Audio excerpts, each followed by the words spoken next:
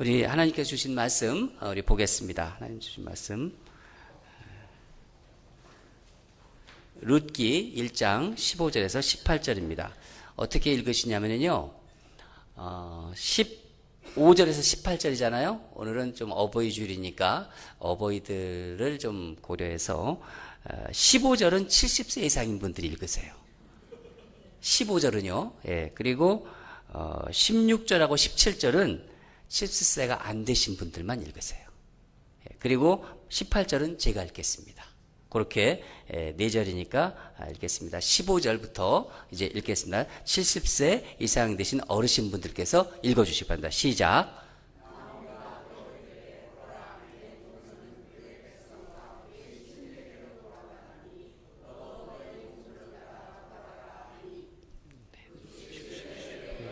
내게 어머니를 떠나면서 어머니를 따르지 말고 돌아가라. 강권하지 마옵소서. 어머니께서 가시는 곳에 나도 가고 어머니께서 머무시는 곳에서 나도 머물겠나이다. 어머니 백성이 나의 백성이 되고 어머니 하나님이 나의 하나님 되시리니 어머니께서 죽으시는 곳에서 나도 죽어 거기 묻힐 것이라. 만일 내가 죽는 일 외에 어머니를 떠나면 여호와께서 내게 벌을 내리고 더 내리시기를 원하니이다. 아니다. 제가 읽겠습니다. 나오미가 룻이 자기와 함께 가기로 굳게 결심함을 보고 그에게 말하기를 그치니라. 네, 자리에 앉으시기 바랍니다. 네.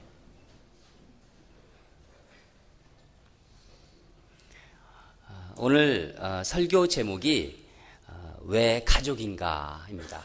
오늘 스크린에 보듯이 왜 가족인가? 좀 도전적으로 들리시나요? 왜 가족인가? 뭐 이렇게 들을 때는 약간 도전적으로 들릴 수도 있어요. 무슨 가족이야?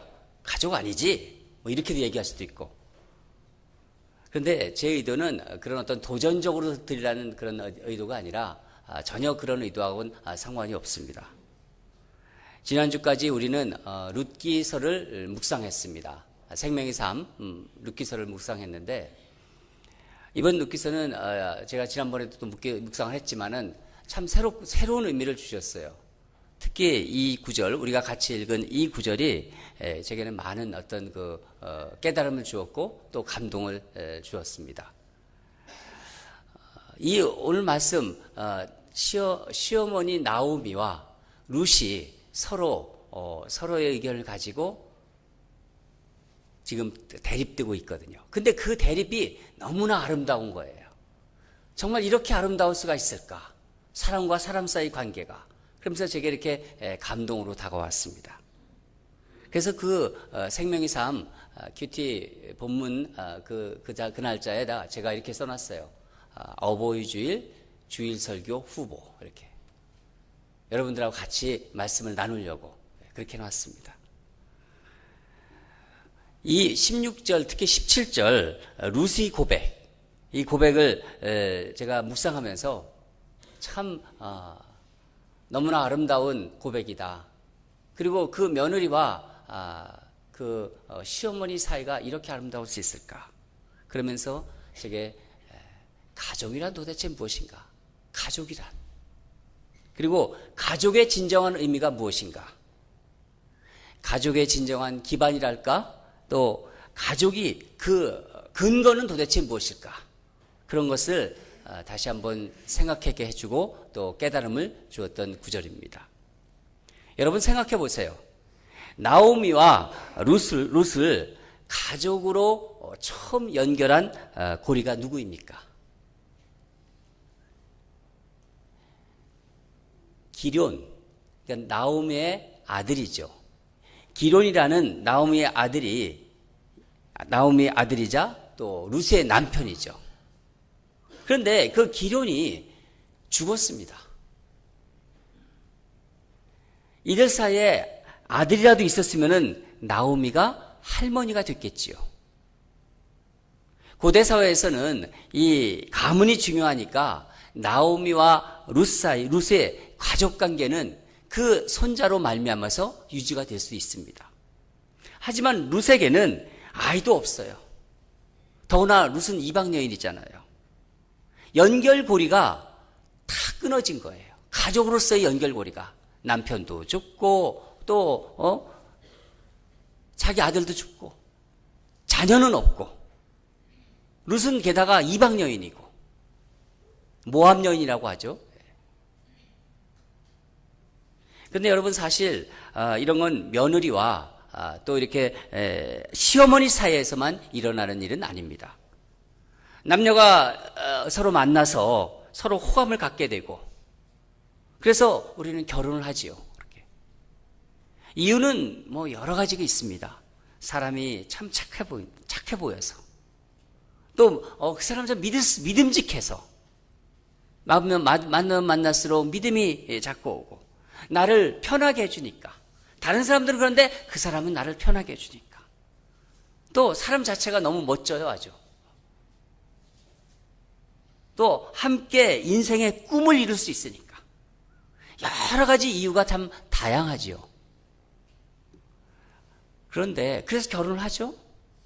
근데 살아보니까 이게 아닌 거예요. 근데 결혼을 했잖아요. 내가 잘못 보았나? 그런 생각도 들 수도 있겠죠. 그러면서 상황도 변하고 사람도 변하고 보통 그럴 때 자녀들이 그 연결고리가 되어주곤 합니다. 그렇지 않겠어요? 거기다가 또 뭐가 있냐면요. 같이 살아가니까 이제 재산을 같이 나누잖아요. 공동재산. 집도 같이 이름으로 집어넣고 뭐 필요한 재산이 또 같이 이름으로 하니까 부부가 같이 이름으로 하는 경우가 있겠죠. 상대방을 통해 또 얻는 사회적인 안정이나 명예 이런 것이 가족으로서의 관계를 유지시키는 고리가 되는 것도 있습니다. 그러다가 그런 것까지 다 없어졌다. 아예 그런 것도 없다. 더 이상 함께 살 이유가 없다는 이런 말들이 이제 오가게 되는 거죠.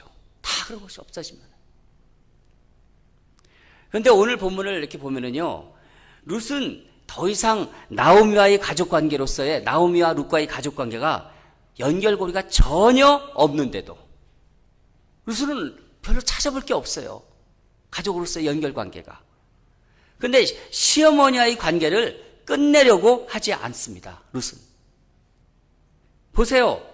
말씀을 우리가 아까 읽어봤지만은 어머니께서 가시는 곳에 나도 가고 어머니가 머무는 곳에 나도 머물고 어머니의 백성이 나의 백성이 되고 어머니 하나님이 나의 하나님이 되고 어머니가 묻히는 곳에 자기도 묻히겠대요. 며느리 룻이 시어머니 나오미에게 하는 얘기입니다. 어머니가 돌아가셔도 자기는 고향으로 가지 않겠대. 친정으로 가지 않겠다는 거예요. 끝까지 그 나라에서 어머니가 사신 나라에서 뼈도 같이 묻겠다 이 얘기예요. 마치 이 장면만 딱 보면은요 꼭 물귀신이 아주 그냥 누구를 붙잡고 있는 것 같아요. 나는 떨어지지 않겠다. 나오미는 자기를 버리고 룻아, 그러니까 내 길을 가라. 내 길을 가라고 이렇게 얘기하고 있는데 룻은 오히려 자기를 버리고 어머니의 길을 가겠다는 거예요. 나 버리고 가 그랬는데 자기 버리고 어머니의 길을 가겠다고 룻이 얘기하는 겁니다.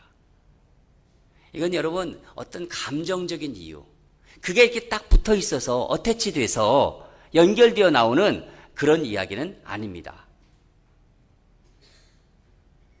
룻은 아마 이런 생각을 했던 것 같아요. 시어머니 나오미와 영원한 가족관계, 이 가족으로 남아야 하는 어떤 끊어지지 않는 그 연결고리를 찾은 것 같아요. 이렇게 얘기할 정도면 그게 뭘까요, 여러분? 여러분, 그게 바로 오늘 설교의 주제예요. 왜 가족인가? 왜 가족인가? 그 질문에 대한 답을 저는 성경을 묵상하면서 17절 하반부에서 찾았습니다. 제가 읽어드리겠습니다. 만일 내가 죽는 일 외에 어머니를 떠나면 여호와께서 내게 벌을 내리시고 더 내리시기를 원하나이다. 이게 룻이 한 말입니다. 여러분, 벌은 어떤 때 받죠? 우리가 벌을 받을 때. 뭔가 내가 잘못했을 때, 죄를 지었을 때. 그러니까 룻의 생각은 내가 어머니를 떠나는 것은 여호와 하나님께 죄를 짓는 일이라고 룻은 생각하고 있는 거예요. 룻이 나오미를 떠나지 않고 어머니와 함께 사는 것. 죽은 남편이지만은 남편의 집에서 집안의 사람으로 살기로 결정한 것은 사실 나오미 때문이 아니라 가장 중요한 이유는 하나님 때문이라고 지금 그 마음속에 생각하고 있는 거예요. 내가 어머니를 떠나지 않은 이유는 어머니도 중요하지만은 하나님이 그걸 원하시지 않는다. 그 관계를 끝이 원하시지 않는다. 그 얘기입니다. 여러분, 룻이 어떻게 이 이방 여인, 모압 여인, 룻이 어떻게 하나님을 이렇게 믿게 되었는지 룻기서는 자세히 나오지 않습니다. 충분히 믿음을 가지고 있을 가능성이 충분히 있어요. 근데 남편이 하나님을 믿는 신앙에 그 신앙심을 가지고 있었을 것이고, 룻은 이제 시집에 와서 이방 모압 여인이기 때문에 들어와가지고 시집에 와가지고 룻은 온 가족이 이제 이스라엘은 절을 지키잖아요. 때마다 절기를 지키고 그 절기를 지키는 가운데 이스라엘을 위해서 하나님이 하신 일들을 그 분위기를 통해서 또 율법을 들으면서 알아갔겠죠. 또 남편이 이제 시어머니가 남편을 잃게 되죠. 그리고 두 아들마저도 다 잃게 되죠.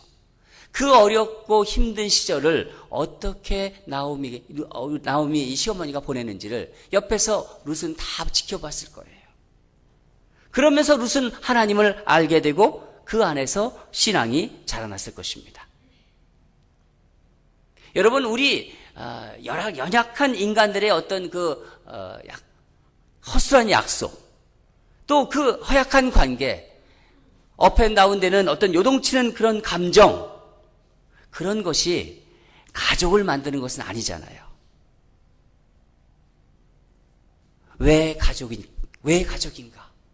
그 질문에 우리를 답했을 때 하나님께서 부르셨으니까, 하나님께서 우리를 가족으로 만들어 주셨으니까, 그래서 가족이 된 것입니다. 교회가 여러분이 발걸음으로 그냥 여러분 스스로 찾아온 것이 아니라 하나님이 예정하에, 하나님이 섭리하에 여러분들도 이 교회에 오신 것처럼 교회 가족도 그렇게 만들어지는 것입니다. 교회가 그런 것처럼 가족이 이렇게 됐다는 거죠. 그게 가정의 정체성이고 그게 바로 교회의 정체성입니다. 내가 이 교회 선택해서 내 발로 갔다, 내가 선택했다, 그거 아니라는 거죠. 가정도 마찬가지라는 거예요. 그 정체성을 실현하기 위해 저는 오늘 룻을 통해 여러분과 한번 세 가지만 한번 말씀드리고 싶습니다. 이 본문을 통해서. 첫째는 하나님께서 연결해 놓으신 관계를 놓고 계산하지 말라는 거예요. 하나님께서 이미 다 연결해 놓았어요. 우리 한번 우리 스크린에 나오는 말씀을 한번 같이 읽겠습니다. 시작. 하나님께서 연결해 놓으신 관계를 놓고 계산하지 말라. 계산하지 말라. 계산은 이미 끝난 거예요. 가족은요. 전지전능하신 하나님께서 이미 다 끝내셨어요. 우리는 그럼 뭐하냐? 순종하면 되는 것입니다. 순종하면. 룻이 나오미를 따라 베들레헴에 가는 것이 얼마나 한심한 노릇인지 룻 자신도 잘 알아요. 그곳에 가면 뭐 잘 사나요? 남편도 잃고 시아버지도 없고 그 시절 과부의 그 과부 둘이 얼마나 미저러블 하는 인생, 하루하루 사는 게 힘들 거예요. 그것을 룻은 뻔히 내다보고 있습니다. 어머니가 가시는 곳, 어머니가 유숙하시는 곳, 그곳이 경제적으로 여유가 있거나 편안하고 좋은 환경이 그렇지 않다는 겁니다. 절대로 그렇지 않다는 걸 룻이 너무나 잘 알고 있습니다. 더군다나 예루살렘에 들어가면은요, 룻은 이방 여인이에요. 모압 여인. 이 예루살렘 이 유대인들이 자기를 어떻게 대할지 확실히 서지 않아요. 저 선택보다 이 선택이 나아서, 더 전망이 좋아서, 더 전망이 있어서 선택한 것이 아니라는 거예요. 환경이 열악하고요, 관심을 끄는 조건이 하나도 없어요. 그럼에도 불구하고 룻은 죽을 때까지 어머니를 곁에서 가족이 되어서 어머니를 섬기겠다는 거예요. 어머니를 위로하고 어머니의 삶의 동반자로 살아가기 위해서 겪어야 될 모든 어떤 그런 시련들이 눈앞에 보이죠. 그 불편함도 보일 거예요. 그럼에도 자진해서 그것을 감당하겠다는 거예요. 왜 그렇게 하는 거죠, 지금? 왜 룻이? 가족이니까. 더 다른 설명이 필요 없어요. 그게 가족이고, 우리를 한 가족으로 만드신 분이 누구시라는 거죠? 하나님이 우리를 한 가족으로 만드셨다는 거예요. 시어머니와 며느리 관계로. 하나님이 그분이 뜻이니까 그것을 룻은 따라가는 겁니다. 여러분, 교회 공동체도 가족이라고 맞습니다. 교회 공동체 가족. 그 공동체 안에서도 자꾸 이익을 따지고 계산하지 마세요. 세상은요, 계산하고 이익을 따지라고 하는 게 세상의 기준이에요. 자꾸만 따져야 돼요. 그게 세상의 어떤 기준입니다. 그래서 그 습관이 되어요. 우리가 세상에 살다 보면은. 어떤 경우는요, 우리가 희생하지 않잖아요. 저 사람은 희생 정신이 대단하다. 희생하는데 이 희생도 계산이 약간 들어가 있는 것 같아요. 여러분, 세상이 그렇기 때문에 우리가 이런 부분에 대해서 아주 민감해야 됩니다. 희생은 그냥 마음에서 우러나서 그냥 그대로 아무 생각 없이 좋으면 좋은 거고 싫으면 싫은 거고, 그런 어떤 이제 내가 머릿속을 돌려가지고 내가 지금 희생해야겠다. 근데 의외로요, 사람들이 그걸 잘 몰라요. 사람들이 그걸 보고 있는데도 자기만 몰라. 그게 또 우리 인생인 것 같아요. 그렇게 만약에 희생을 한다면요, 그건 투자죠. 우리 자녀들을 투자합니까? 너 내가 이렇게 교육시키고 서포트하고 그래서 내가 너 투자하는 거야. 그렇게 자녀들한테 얘기하는 부모 있습니까? 우리 그렇지 않잖아요. 내가 낳은 자녀들, 하나님께서 내가 주신 자녀 못났든 잘났든 그냥 내가 하는 거잖아요, 부모로서. 사랑하는 여러분, 이익이 아닌 사람을 바라보셔야 돼요. 사람과 사명을 바라보세요. 어떤 계산이 아니라 그냥 그 사람을 바라보고 그 하나님이 주신 사명을 바라보세요. 그것을 붙잡는 겁니다. 계산을 초월하는 것은 사람을 바라보고 사명을 바라볼 때 계산을 초월할 수 있는 것입니다. 또한 관계를 살리는 것은 진정한 희생이에요. 진정한 희생 없이 관계가 세워지지 않습니다. 일시적으로는 관계가 맺어져요. 그렇지만 그 영원한 관계는 맺어지지 않습니다. 가족 관계에서도 성도들과의 관계에서도 계산하지 마세요. 내가 저 집사님 좋다. 저 권사님 좋다. 그리고 주님이 내주신 마음이 있다. 그러면 아낌없이 사랑을 주고받으세요. 계산적인 세상에서 계산적인 성도들은 은혜가 없습니다. 두 번째, 주 안에서 순종하십시오. 우리 다 같이 따라하겠습니다. 시작. 주 안에서 순종하라. 이게 아주 평범한 말이지만요, 대단히 어렵고 아주 중요한 진리예요. 나오미는 룻을 돌려보내기 위해서 아주 그냥 무던히 애를 써요. 룻이 어떻게 얘기하냐면, 나를 돌아가라 강권하지 마옵소서. 순종하지 않는 거예요. 어머니가, 시어머니가 너 돌아가라고 계속 얘기하는데 네 친정으로 가라. 그런데 룻은 안 가겠다는 거예요. 순종하지 않는 거죠. 그러니까 막 나오미가 떠밀다시피 룻에게 돌아가라고 강권합니다. 이 강권하다는 말은 원어를 보면 계속 밀어붙이다, 그런 뜻입니다. 계속 밀어붙이는 거예요. 다른 이 조건을 얘기하니까 안 들으면 다른 조건을 가지고 와서 그거를 가지고 다시 밀어붙이는 거예요. 다른 이유를 들면서 아주 세게 다시 밀어붙이는 거죠. 그런데 룻이 시어머니에게 그러지 말라고 하세요. 이거는 어머니의 그 뜻에 분명히 어긋나는 것이고 불순종하는 거예요. 여러분, 어른들의 충고, 또 인간적으로 판단할 때는 또 할 수도 있지만은 정말 내가 어떤 부분에 대해서 가장 현실적인, 그것이 일반적으로 볼 때 현실적인 대안이라 할지라도 하나님의 눈으로, 하나님의 마음으로, 하나님의 지혜로 볼 경우에 이것이 아니다 할 때는 순종하지 않으셔도 되는 거예요. 이것을 또 룻과 나오미의 관계를 통해서 얘기해 주고 있는 것입니다. 단호하게 아니라고 할 때는 그렇게 할 수 있는 안목이 우리에게 있어야 한다는 것을 알려주고 있는 것입니다. 이것을 보면 룻이 아주 주관이 뚜렷한 여인인 것 같아요. 여러분, 주관이 있는 사람과 주관적이다, 주관적인 사람이다, 이것과는 완전히 다른 얘기예요. 주관이 있는 사람이다, 주관이 뚜렷한 사람이라는 것은, 주관을 갖는다는 것은 옳은 기준에 따라 생각하고 행동하는 거예요. 그것이 옳은 기준, 그리고 그것을 주변을 파악하면서 고려하면서 행동하는 거죠. 근데 그 전체적인 상황을 고려하면서 판단한다는 거죠. 주관적이라는 것은 다른 사람들과의 관계는 그런 관계나 전체적인 것을 고려하지 않고, 그런 걸 생각하지 않고 자기 입맛에 따라 생각하고 행동하는 것을 주관적이다, 이렇게 얘기하는 거예요. 아마도 룻이 이렇게 정말 강한 모습으로 나오는 것은 나오미도 보지 못했을 겁니다. 평상시 룻이 얼마나 부모님께 순종했어요. 그러니까 나오미에게 순종했습니다. 순종한지를 룻기서를 보면 너무 잘 나와 있습니다. 베들레헴에 도착해서 룻은 철저하게 나오미 말에 따라서 행동합니다.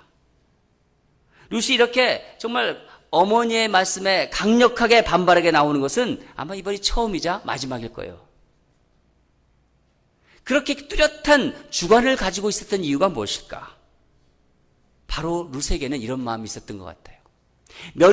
나는 며느리로서 하나님께서 이 가문에 나를 세웠고, 그래서 하나님이 나에게 세우신 이 자리, 그 자리에 대한 확신이 있었기 때문에 흔들리지 않은 것 같다는 생각이 듭니다. 늘 여러분, 순종하던 믿음의 자녀가 갑자기 정색을 하면서 항상 고분고분하고 항상 이야기 잘 듣던 자녀가 어머니, 아버지 그러면서 그럴 수 없다고 단호하게 이야기할 때, 그렇게 말씀드릴 때 주님께서 일하시는 역사가 바로 그때 시작되는 거예요. 그것이 주님이 원하는 뜻이라면요, 그렇게 용기 있게 단호하게 나아간다는 것, 주 안에 순종하라는 걸 말씀드리는 겁니다. 좀 긴장이 되는 관계겠지만은 주 안에서 여러분 순종하시기 바랍니다.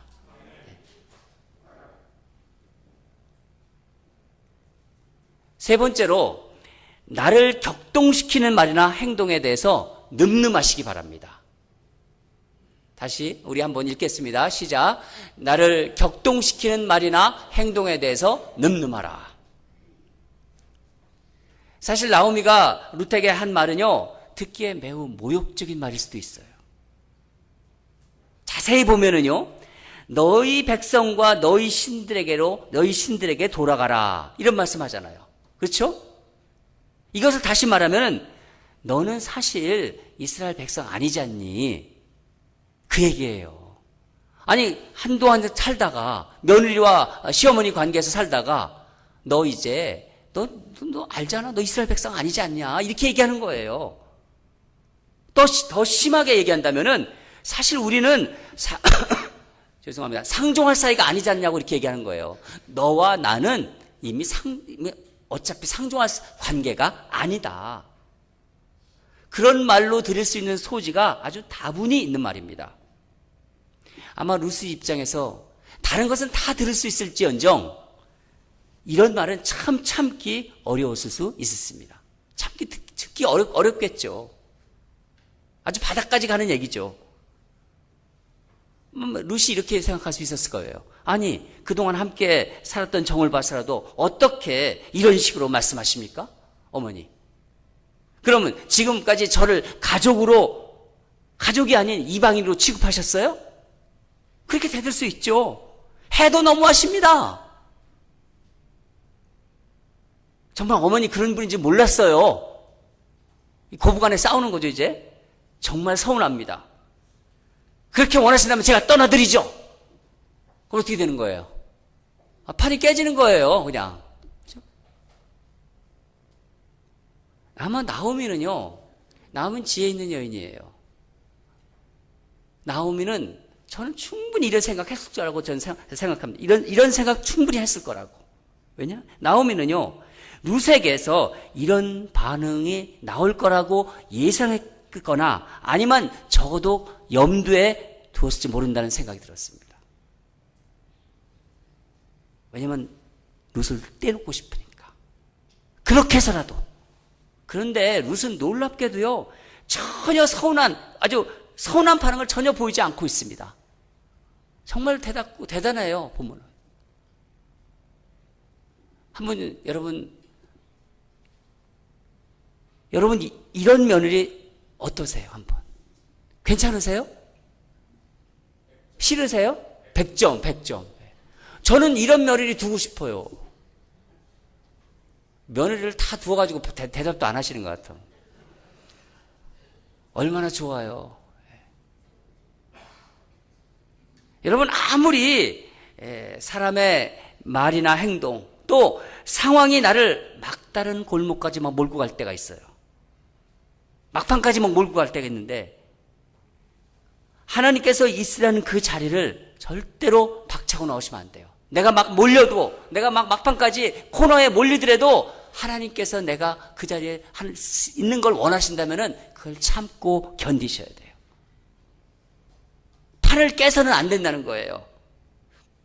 여러분 서운한 말, 마음을 상하게 하는 말을 들었다 하더라도 참아야 할 때까지, 참아야 할 때는 끝까지 참으셔야 됩니다. 늠름하게 내 자리를 지키라는 얘기예요. 부부 사이에 좋은 사이일 때는 상관없어요. 근데 부부 사이에 막장까지 가는 부부들이 가끔 있어요. 싸우다가 뭐 옛날 얘기 다 끄집어내요. 내가 알아. 너 옛날에 니네 집안 어떤 집안인지. 아니 막 그런 얘기까지 막 끄집어내고 그냥 막 뒤집어 놓잖아요, 그냥. 그렇게 해서도 안 되겠지만은 그런 얘기를 들은 여자분이나 그런 얘기를 들은 남편분이라도 그 판을 깨면 안 되는 거예요.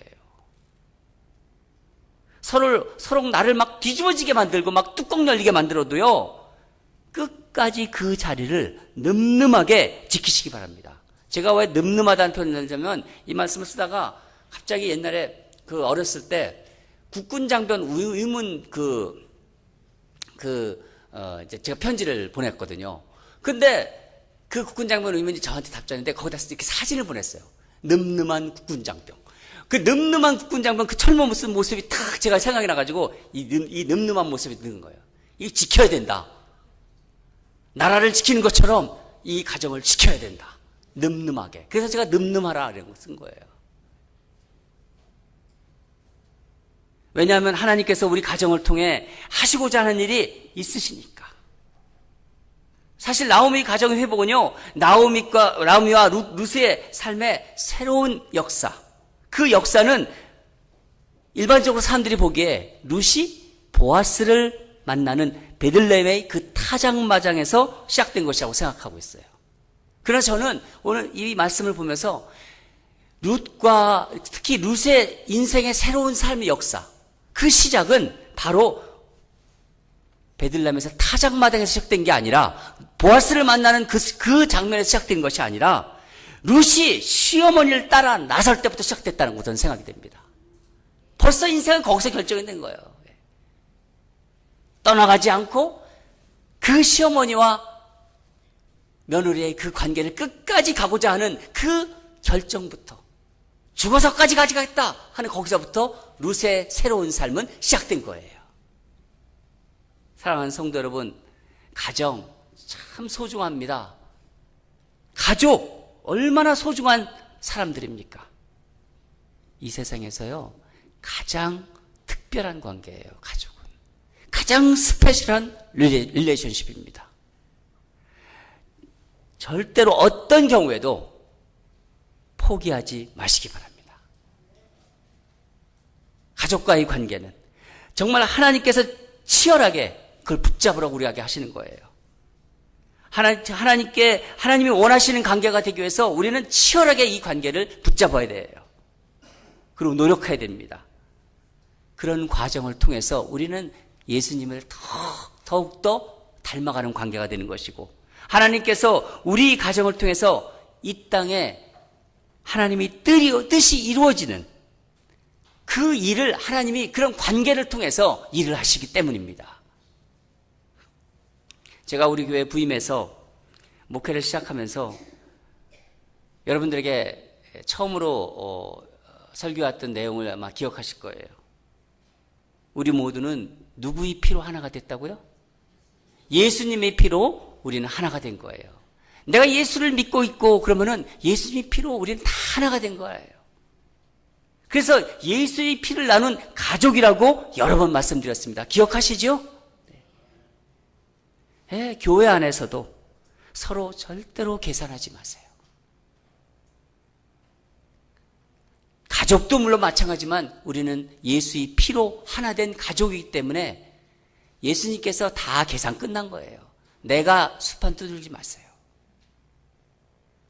그리고 주 안에서 순종하시기 바랍니다. 그리고 가끔 이렇게 힘들게 만들고 머리 뚜껑 열리게 하는 그런 그런 어떤 경우를 만난다 하더라도 끝까지 참고 늠름하시기 바랍니다. 국군장병처럼 늠름하게 딱 떠올리세요. 저 사람이 나를 지금 공격한다. 저 사람이 나를 바닥까지 막 몰고 가려고 한다. 그래도 나는 견딘다. 국군장병 그 모습을 생각하시면서 우리 주님은 이런 가정, 이런 교회, 이런 성도들을 통해서 하나님의 역사를 이루어 가십니다. 그러면서 주님은 주님의 위대한 일을 그런 사람들과 같이 해나가는 거예요. 그래서 여러분, 저는 여러분들에게 도전합니다. 오늘 어버이주를 맞이해서 하나님께서 우리 교회에 많은 복을 주신 것 같아요. 연세 드신 분들 건강하게 잘 지내고 계시고 또 자녀들 잘 크고 있고 얼마나 감사한지 모르겠어요. 그러나 그런 어떤 우리 하나님께서 주신 그 복, 우리 교회가 점점 그 부모를 공경하는 그 마음과 또 자녀들에 대해서 기도하는 그 마음, 우리 정말 예수의 피로 하나가 된 가족처럼 얼마나 좋은지 모른다 하는 예수님 보기에 참 좋은 공동체다. 나도 저 공동체에 가고 싶다. 예수님이 그럴 정도로 그런 공동체가 되면 참 좋겠습니다. 그래서 서로 사랑하고 룻과 나오미의 관계 정말 아름다운 관계예요. 깊이 묵상하시면서 오늘 말씀을 다시 한번 말씀을 보면서 묵상하시기 바랍니다.